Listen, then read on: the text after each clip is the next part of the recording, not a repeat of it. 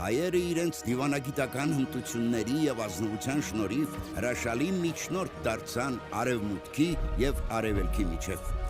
Անգլիացիները նույնիսկ խորհուրդ էին տալիս առանց հայերի միջնորդության որևէ գործարք չկնքել Հնդկաստանում։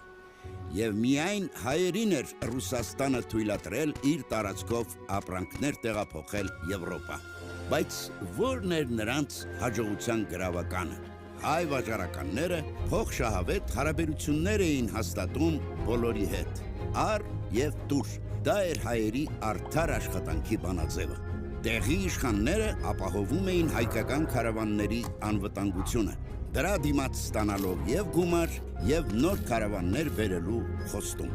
Իսկ հայերն իրենց խոստումները միշտ կատարում էին։ Դա նրանց համար պատվի հարց էր։ Իհարկե, նոր ջուղայի վաճառականները ունեին նաեւ սեփական գաղտնիքներ։ Նամակների մեջ նրանք օգտագործում էին ծածկագրեր եւ կոդեր։ Կիրառում էին հայերենի բարդ բարբառներ, իսկ մեկ նամակի ներսում հայերենը հաճախ զուգակցվում էր պարսկերենի, իտալերենի կամ հոլանդերենի հետ։ Կոդավորվում էր ապրանքի անվանումը, գործարքի գումարը, երթուղին, քաղաքների անվանումները։ Օրինակ, 10 նռանճուղ Վեներա ուղարկել նշանակում էր ապրանքների 10 խմբականակ հասցնել Իտալիա։